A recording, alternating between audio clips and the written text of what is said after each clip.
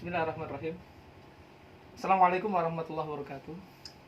Anak-anakku, hari ini kita masuk kepada bab 2 pendidikan agama Islam dengan materi yaitu berani hidup jujur. Ada dua kata yang harus kita pahami pada materi ini. Yang pertama adalah apa itu berani dan apa itu jujur. Berani dalam bahasa Arabnya adalah asyaja'ah. Ini ada 3 unsur dalamnya, yaitu yang pertama adanya keteguhan hati, kemudian kekuatan pendirian untuk membela kebenaran. Nah, inilah arti dari berani, yaitu segala keteguhan hati dan kekuatan pendirian untuk membela kebenaran, tentunya secara jantan. Lawan kata dari berani itu adalah takut, bahasa Arabnya adalah al-khauf. Tentunya di sini yang dimaksud berani itu adalah berani dengan perhitungan. Dia yakin dia berada di jalan yang benar sehingga dia mempertahankan semua itu. Kalau berani tapi dia itu salah, itu namanya adalah nekat. Contoh, banyak orang yang nekat. Dia tawuran tuh. Dia tidak mempertahankan kebenaran, tapi dia hanya memperteruskan hawa nafsu. Ketika dia tawuran, dia paling depan, pakai senjata tajam, silet. Nah, itu berarti dia berani bukan membela kebenaran. Lalu kemudian juga dia naik motor, ngebut, ngetrek, ditonton orang, dia makin berani tuh. Ban depannya bisa diangkat tuh. Kemudian juga dia ban belakangnya bisa diangkat. 1 jam kemudian di atas motor. 1 jam kemudian di bawah motor, kelindes dia. Itu adalah bukan berani pada tempatnya. Yang dimaksud berani itu adalah berani mempertahankan kebenaran. Nah, berikutnya adalah jujur. As-sidqu. Jujur ini secara garis besar terbagi menjadi 3. Yang pertama, jujur dalam niat. Yang kedua, jujur dalam perkataan. Yang ketiga, jujur dalam perbuatan. Ini 3 unsur. Jujur dalam niat, ketika kita akan melakukan sesuatu, kita sudah punya niatan yang baik, bukan niatan yang jelek. Misalnya, kita sholat, kita niatin karena Allah, bukan pengen dipuji oleh kekasih kita, gitu. Nah, itu tidak jujur dalam niat. Jujur dalam perkataan, ini maksudnya adalah segala yang dikatakan itu benar. Pak, bagaimana Pak, kalau saya itu ngomong bohong, tapi tidak menyakiti orang lain gitu Pak, padahal saya bohong, selama tidak merugikan orang lain, tidak menjadi musolah, tidak menjadi masalah. Kenapa? Karena tidak ada yang dirugikan. Contoh umpamanya, kita lewat depan rumah dia pagi-pagi, lalu kemudian dia nyapa kita, mampir, oh iya makasih, ayo makan bareng. Enggak, makasih, saya sudah kenyang, padahal dia belum makan. Nah, itu tidak masuk kepada kebohongan yang tercela. Kenapa? Karena tidak ada yang dirugikan. Rasulullah SAW pernah satu ketika duduk di pinggir jalan, lalu kemudian ada orang lewat. Orang ini dikejar-kejar oleh orang jahat. Rasul waktu itu sedang duduk. Datanglah orang jahat, ngejar itu.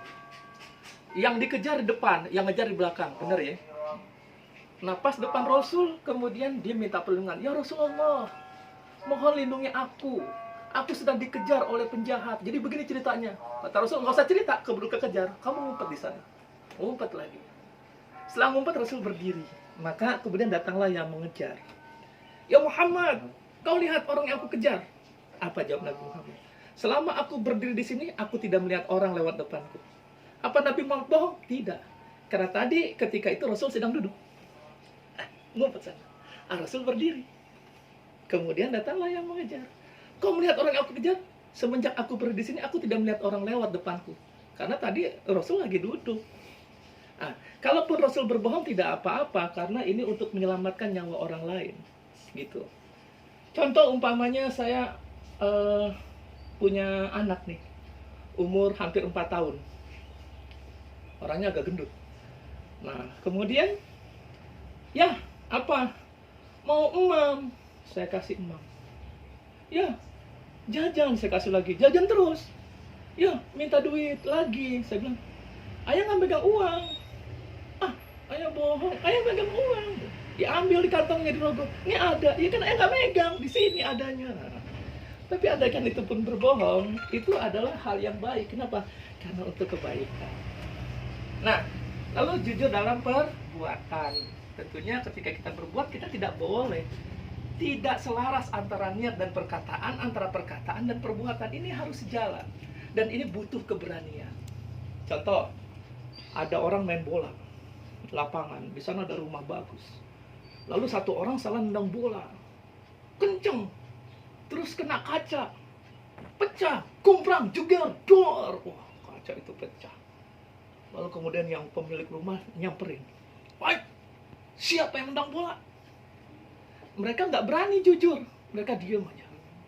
Itu nggak baik. Nah kalau jujur ada manfaatnya. Siapa yang nendang bola? Saya, Pak. Kamu nendang bola, nggak kira-kira kaca saya pecah, ganti kamu. Anak siapa kamu? Saya anak Pak Ahmad, Pak. Oh, anak Pak Ahmad. Oh iya, saya kenal banget. Gimana kabar ayah? Baik. Dulu ayah nolong saya. Udah nggak apa-apa. Nanti kacanya saya ngurusin. Itu jujur dan butuh keberanian. Nah, inilah mengenai jujur. Sekarang kenapa kita sering handphone itu adalah barang yang kalau kita hilang itu gampang dicari karena bisa di miskol. Tapi sayangnya orang yang menemukan handphone itu dia tidak mengembalikan. Kenapa? Karena dia berbohong. Coba kalau dia jujur, dia berani. Yang punya handphone telepon, "Assalamualaikum." Jawab, "Waalaikumsalam." Nak, iya, ini ibu yang punya handphone. Iya bu, gimana bu? Begini nak. Oh begitu bu. Lah belum nak, ibu belum ngomong. Oh iya. Nah ini handphone ibu. Betul bu, saya nemu bu. Waktu saya jalan bu, di pinggir jalan. Kalau saya jalan tengah jalan ketabrak bu. Oh iya, terus. Saya nemuin handphone ibu. Alamat kamu di mana? Saya di Kemanggisan bu. Ya sudah, saya datang. Nak, kamu lagi ngapain? Ini bu, saya lagi duduk aja. Kamu nggak PJJ? Enggak bu, kenapa? Nggak ada kuota bu. Oh, ini kenapa rumahnya gelap? Ini bu, listriknya belum dibayar. Oh iya, kalau begitu ibu bayarin deh listriknya ya. Lalu kemudian handphonenya, kuotanya nggak ada, ibu belikan. Itu hikmah dari kita jujur. Tapi sekali lagi, kita tidak mengharapkan hal itu. Nah sekarang kita lihat, hikmah dari berani hidup jujur adalah satu, hidup tentram, enak. Coba kalau kita bohong. Bohong pertama, kita buat bohong kedua untuk menutupi kebohongan yang pertama. Lalu kita buat kebohongan ketiga untuk menutupi kebohongan kedua dan pertama. Lalu kita buat kebohongan keempat untuk menutupi kebohongan ketiga, kedua, dan kesatu. Pada akhirnya kita dicap sebagai pembohong. Contoh umpamanya, kita terlambat datang ke sekolah. Ada guru piket, kalau kamu terlambat, mabuk, jalanan macet.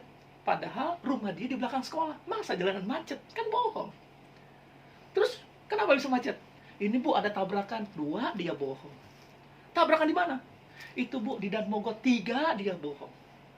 Terus gimana? Ya akhirnya bu, saya jalan kaki ke sini. 4, dia bohong. Maka disebutlah dia sebagai pembohong, kizib. Nah kemudian selamat dari azab. Kenapa?